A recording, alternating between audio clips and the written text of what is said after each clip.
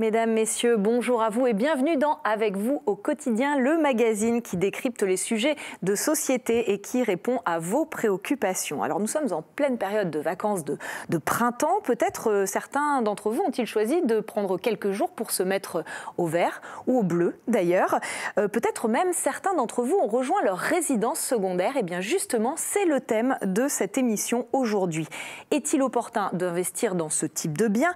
Quels avantages, quels inconvénients? Quelles conséquences pour le marché immobilier breton et plus largement sur l'aménagement du territoire? Eh bien, ce sont des questions auxquelles nos invités vont tenter de répondre, des éclairages qui seront complétés par des reportages tournés sur la Côte d'Émeraude. Et je vous présente nos invités. Jean Livreau, bonjour. Bonjour. Merci d'avoir accepté notre invitation. Vous êtes géographe à l'université Rennes 2, président du think tank Bretagne Prospective. Et à côté de vous, nous avons Mathilde Terciguel. Bonjour. Bonjour. Vous êtes notaire à l'Armor-Plage dans le Morbihan. Alors juste un chiffre peut-être pour démarrer. On dit qu'en Bretagne administrative, on compte dans les 258 000 résidences secondaires. Ça signifie qu'il y a à peu près un logement, un peu plus d'un logement sur 10 en Bretagne qui n'est pas de la résidence principale. Le chiffre exact, c'est 13,3%. Ce sont des chiffres de l'INSEE de 2018. Il y a bien sûr des disparités entre les différents départements. On va y revenir. Peut-être déjà, Mathilde Terciguel, pourquoi est-ce qu'on choisit à un moment de sa vie d'investir dans de la résidence secondaire ? Je pense que tout d'abord, le choix d'investir dans une résidence secondaire, c'est avant tout pour se constituer un patrimoine immobilier, pour immobiliser ses liquidités, parce que bien souvent, les placements en valeur mobilière, etc., aujourd'hui, dans le contexte actuel un peu mouvementé, ça peut un peu effrayer, alors que l'immobilier apparaît toujours un peu comme la valeur refuge. Donc je pense qu'en ce moment, c'est d'autant plus vrai. Et voilà, pour se constituer un patrimoine immobilier, commencer à faire un investissement, et puis souvent en vue de préparer sa retraite. Quels sont les critères des acheteurs? Qu'est-ce qu'ils cherchent ? Alors généralement, ils cherchent ce qu'ils n'ont pas là où ils habitent, à titre de résidence principale. Donc bien souvent, ils s'orientent plutôt vers un secteur un peu plus moins urbanisé, on va dire. Ou en tous les cas, bien souvent dans notre région plus proche du littoral. Le bien type sur les acquisitions de résidences secondaires reste la maison ancienne, ça c'est certain. D'accord, une maison qu'il va falloir peut-être réaménager ou en tout cas... Généralement, la maison n'est pas au goût des acquéreurs, donc elle s'assortit de travaux de rénovation qui peuvent être plus ou moins importants. Jean Livreau, vous êtes un spécialiste de l'aménagement du territoire. La Bretagne est une région attractive, on ne va pas s'en plaindre, mais quel impact a ce volume de résidences secondaires sur la façon d'organiser le territoire ? Il y a des impacts négatifs évidents en fait d'avoir trop de résidences secondaires. C'est-à-dire que la monoactivité touristique tue l'activité permanente. Et ce que l'on constate en fait, c'est que c'est l'inégalité dans l'espace et dans le temps de l'occupation des résidences secondaires. C'est vraiment un liseré littoral qui est extrêmement dense. Souvent, même à l'échelle infracommunale, c'est vraiment 200 mètres près de la mer. Et on a des taux jusqu'à 79% à Arzon, par exemple. Donc là, c'est quasiment plus des 2 tiers de l'espace qui sont artificialisés, avec un vieillissement des populations, puisque les 2 tiers des personnes qui ont des résidences secondaires ont plus de 60 ans. La moyenne d'âge est 65 ans en Bretagne. Et sinon, on a également souvent des lieux qui sont en fait désertés 10 mois sur 12, même si une enquête réalisée par Sensation Bretagne en 2019 a relativisé les choses aussi. C'est-à-dire qu'en fait, on se rend compte que le nombre d'occupations est 96 jours en moyenne par an d'une résidence secondaire, 42 jours en juillet et août. Et finalement, il y a un temps plus réparti qu'on ne le pensait. Et cela, évidemment, ouvre des solutions aussi sur un effet économique. Enfin, il y a plein de choses à dire sur le sujet parce que le PIB, en fait, apporté par le tourisme en Bretagne, c'est à peu près 8% des richesses économiques, ce qui signifie que 92% des richesses ne sont pas produites par le tourisme. Il faut faire attention. Mais malgré tout, dans certaines communes littorales, c'est beaucoup plus, ça peut aller jusqu'à 30%. Et on a des commerces qui sont là à l'année et qui font leur saison, évidemment, sur 2 mois et qui parviennent à tenir toute l'année aussi. Donc, c'est un sujet très compliqué où il y a beaucoup de passion. On est pour, on est contre le secondaire. En réalité, on va le détailler sans doute, c'est un sujet qui est très intéressant. Est-ce que c'est le littoral qui est extrêmement attractif, Jean Livreau? Oui, très nettement. Les taux s'effondrent quand on est à l'intérieur des terres. Et Mathilde Tersigel, vous qui êtes notaire dans le Morbihan, on sait que c'est peut-être le département où il y a le plus de résidences secondaires. D'ailleurs, c'est 18%, alors qu'on voyait à l'échelle de la Bretagne, c'est 13,3%. C'est quoi votre constat en ce moment, par exemple, sur le marché de l'immobilier secondaire? C'est vrai que le Morbihan, on a une zone littorale qui est assez large, donc c'est pour ça que je pense que ça s'explique par ce taux qui est le plus fort de notre région. La résidence secondaire, oui, mais on se rend compte quand même que bien souvent, ce sont des résidences semi-principales, quoi. Donc c'est ce que vous disiez un petit peu, c'est-à-dire que c'est moins net que ce qu'on pourrait penser. Bien souvent, il y a un taux d'occupation qui n'est pas... oui, c'est plus la résidence où on vient 15 jours par an. 15 jours, un mois, 2 mois. Là, ça s'étale plus dans le temps, peut-être en raison du Covid. Exactement. Voilà. Il y a eu un mouvement de population quand même pour notre région.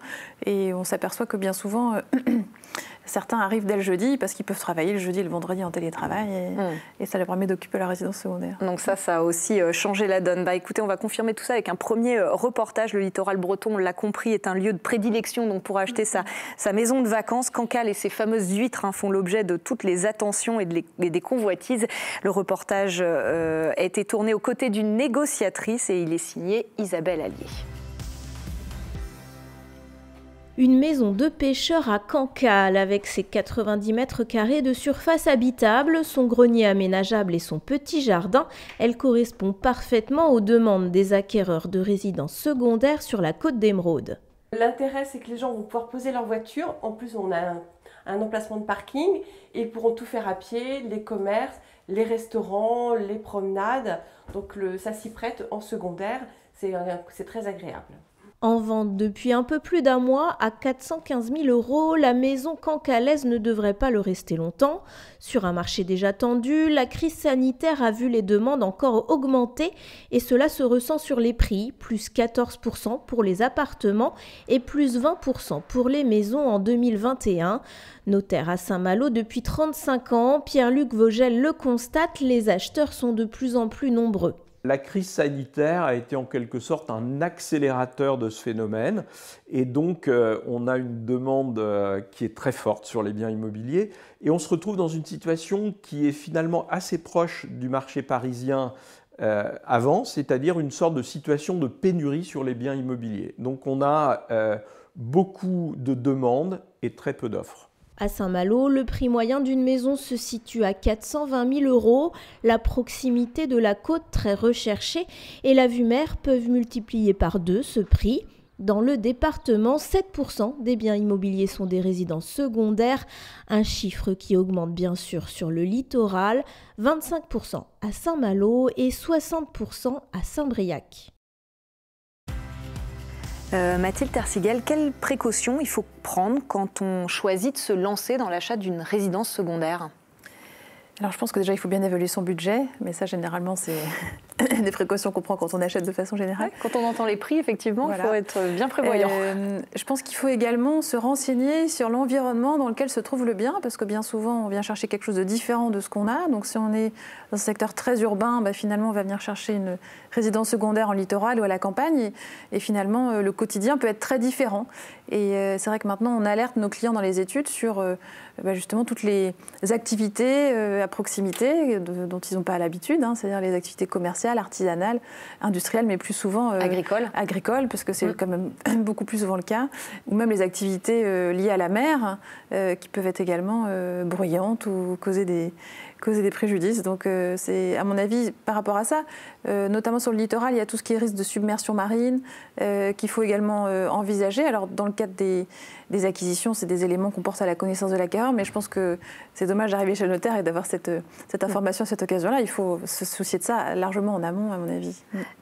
Il y a aussi tout ce qui est du ressort de est-ce que je vais avoir la fibre, etc. On parlait tout à l'heure du Covid qui avait un petit peu aussi fait évoluer les besoins. Donc ça, c'est des choses auxquelles il faut penser. C'est-à-dire qu'on veut être dans la nature, mais être quand même bien connecté. Et donc c'est un peu paradoxal, mais finalement, ça c'est une demande qu'on a presque systématiquement maintenant. C'est-à-dire qu'on ne veut pas de voisins, et par contre on veut avoir un réseau, un très bon réseau. Et puis vous parliez de travaux tout à l'heure, c'est vrai qu'il faut être conscient que cette résidence, elle va aussi amener des frais d'entretien, etc. Oui, c'est vrai qu'il y a les frais d'investissement de départ, généralement qui sont budgétisés, mais il y a après tous les frais d'entretien à l'année. Peut-être qu'on en dira 2 mots tout à l'heure, mais c'est vrai qu'il faut avoir ça en tête et puis voir quels sont les leviers qu'on peut avoir pour pouvoir financer ces charges fixes finalement qui de toute façon tomberont à date anniversaire tous les ans. Jean Olivreau, on l'a vu, on l'a même dit tout à l'heure, c'est un sujet un peu tendu aussi, ce sujet de la résidence secondaire. Ça donne parfois lieu à quelques frictions entre natifs et puis bretons de passage, comme vous les avez appelés dans un ouvrage que vous avez rédigé en 2019. Est-ce qu'il y a des mesures qui existent pour gommer un petit peu ces problématiques qu'on a évoquées précédemment ? Oui, alors c'est quelque chose de très compliqué parce qu'il y a 30% des résidents en fait secondaires qui sont des Bretons, 32% qui sont des Parisiens. Et le reste, c'est 38% du reste de la France, 5% de Normands par exemple. Donc en fait, on a un public, il y a aussi des gens qui reviennent au pays, et il y a une frontière entre le primaire et le secondaire qui est très floue. Après, dans les solutions qu'on a, il y a la prime aux résidents par exemple, on a eu un bouquin de Neil Kaoussin qui est paru sur le sujet, qui est assez intéressant et qui préconise un droit de résidence pour les gens qui seraient là depuis 1 an et qui pourraient acheter. Par exemple, quelqu'un étant dans la communauté de communes du Trégor pourrait acheter au bout d'1 an, serait prioritaire pour l'achat. En priorité.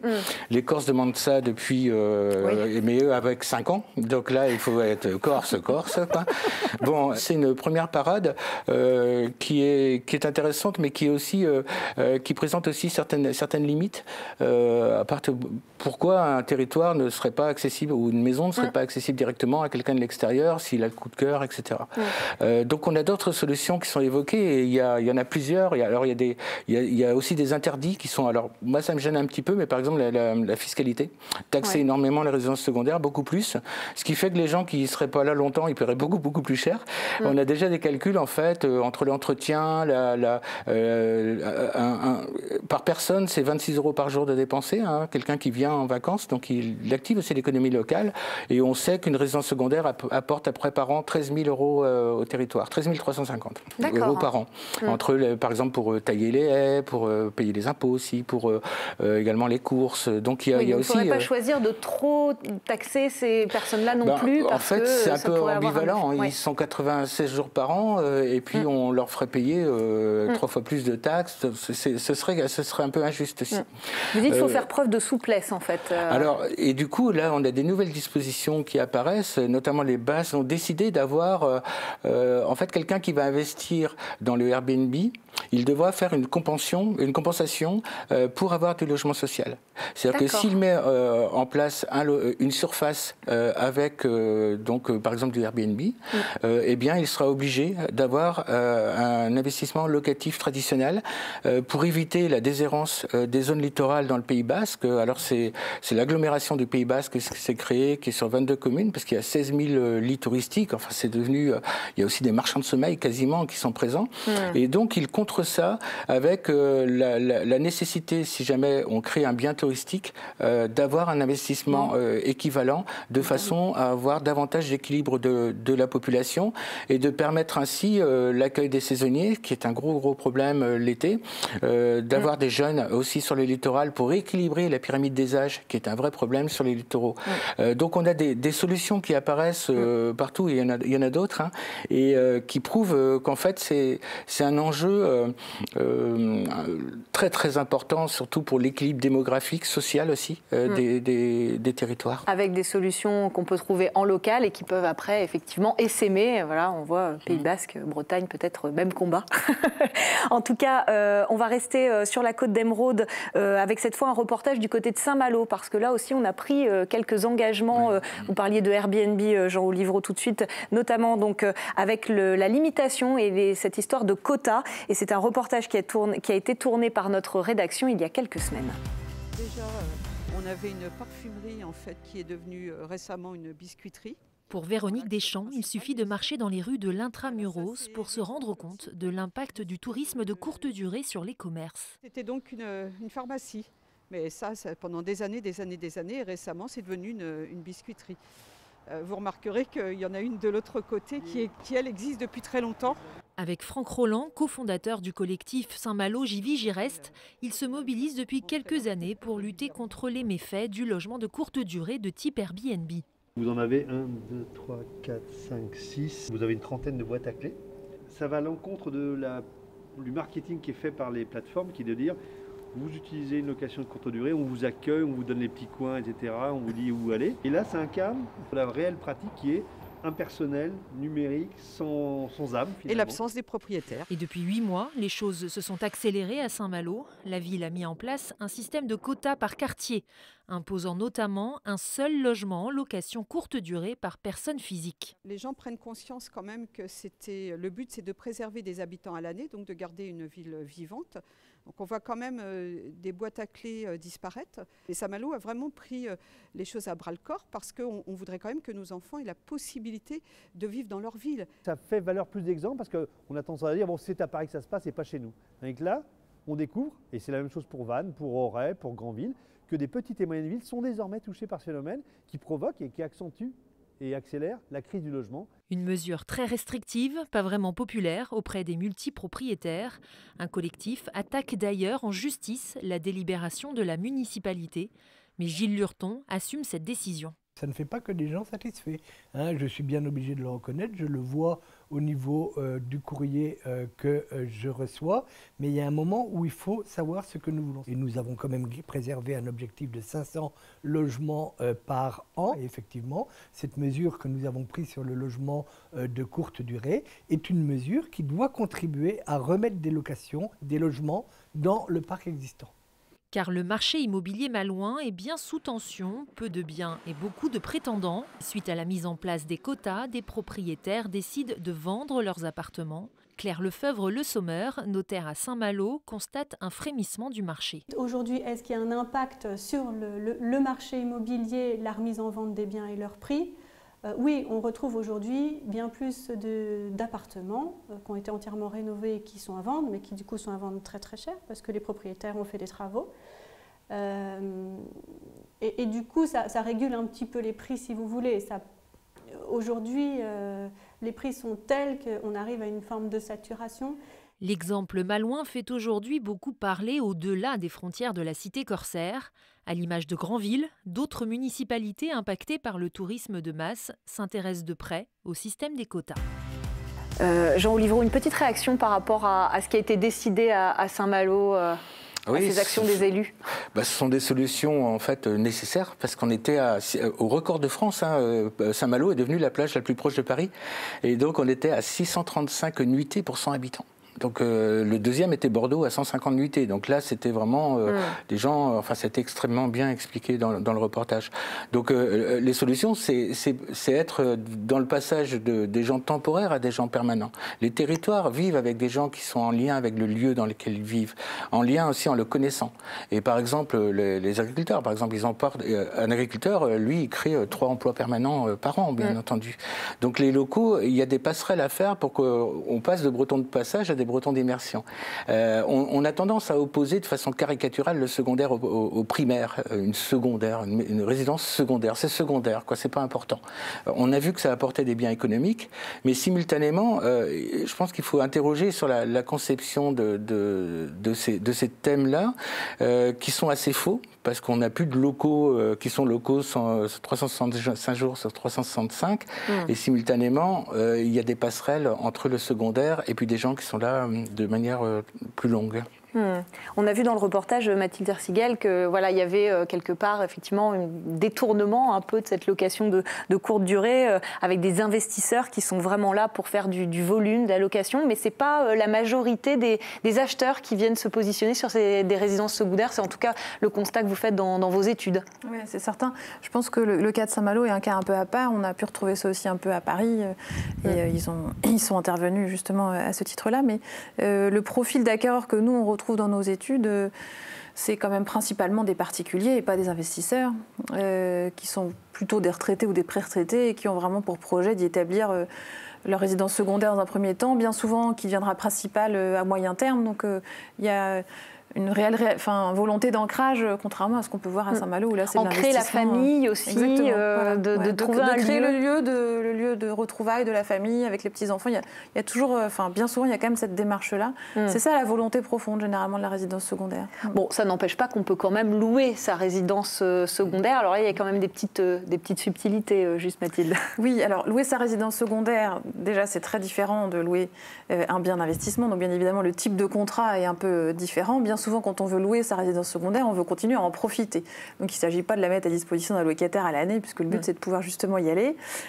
Donc, il y a la location meublée, c'est ce qu'on évoquait avec le reportage, mais cette location meublée, elle peut être faite de façon assez avec parcimonie, juste pour pouvoir couvrir les charges. C'est bien souvent ce qui est organisé d'ailleurs par les familles, c'est-à-dire que certaines semaines sont affectées à la location, juste pour pouvoir couvrir les charges et pouvoir conserver le bien dans la famille.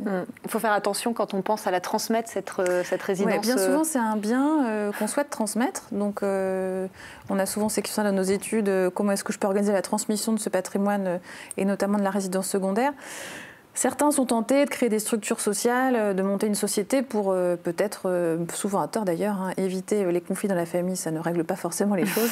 Mais en tous les cas, la création d'une société civile immobilière, c'est un peu l'image idéale qu'on peut avoir pour transmettre sa résidence secondaire. Avec une structure dans une SCI, vous ne pourrez pas faire de location en meublé, sauf si ça représente moins de 10% des revenus totaux de la société. Donc bien souvent, ce sera le cas, parce que c'est uniquement les revenus de la location meublée qu'on aurait dans cette société-là.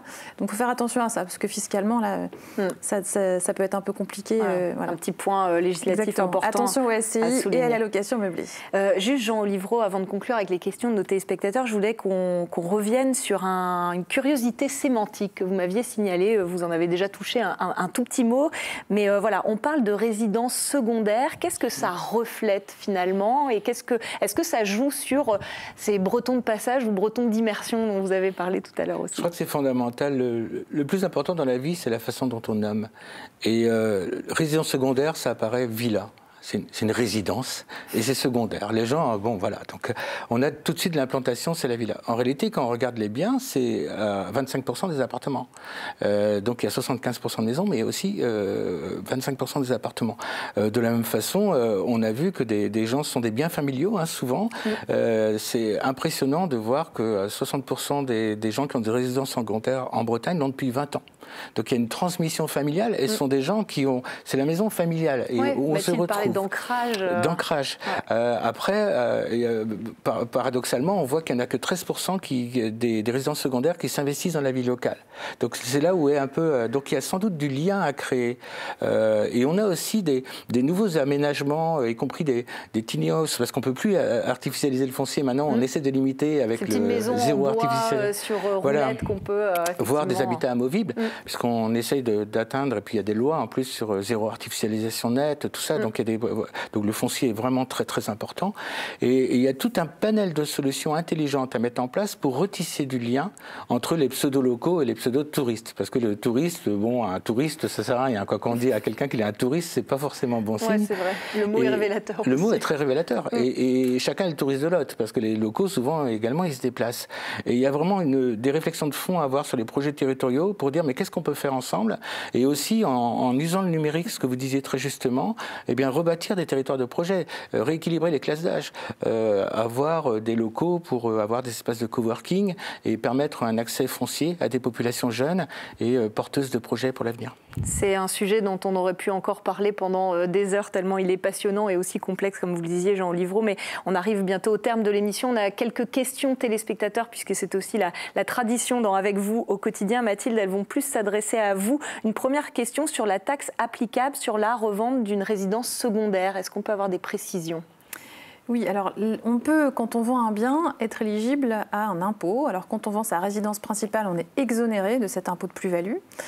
Quand on vend sa résidence secondaire, on peut en être exonéré si on détient le bien depuis plus de 30 ans. Donc, à contrario, si vous vendez votre résidence secondaire pendant ce délai de 30 ans, vous serez sans doute taxé à un impôt de plus-value si vous avez fait une plus-value. Mais généralement, la durée de détention fait que les prix de l'immobilier ont augmenté, donc vous êtes assujetti à cet impôt-là. Une deuxième et dernière question, mais voilà, je souhaite investir dans la pierre. Est-ce rentable d'acheter une résidence secondaire ou mieux vaut opter pour l'investissement locatif ? Alors tout dépendra en fait du projet que vous pouvez avoir. Si vous voulez vous procurez des revenus de façon immédiate, je pense que l'investissement locatif est plus intéressant parce que vous avez tous les mois votre locataire qui vous règle son loyer. Si vous pensez plus en termes de placement de capital, ça peut être très intéressant d'investir dans votre résidence secondaire, dans un secteur plus ou moins prisé, mais en tous les cas un secteur en devenir avec un fort potentiel de plus-value. Et dans ces cas-là, votre capital et fructifie aussi également comme ça. Donc je pense que tout dépend un peu de votre projet. Est-ce que je veux des revenus immédiats ou est-ce que finalement je veux juste placer mon capital et puis espérer une valorisation. Et faire quelque chose sur le long terme. Merci beaucoup Mathilde Terciguel. On va vous laisser retourner dans votre Morbihan et puis vous, Jean Olivreau, vous allez vous retrouver le beau pays de Trégastel où vous vivez actuellement. Merci une nouvelle fois pour vos éclairages respectifs sur cette question de la résidence secondaire. On se retrouve bien évidemment le mois prochain pour une nouvelle émission. On parlera de se protéger au sein du couple. Vous pouvez d'ores et déjà poser vos questions sur Georges Mon, notaire breton. Je vous dis à très bientôt.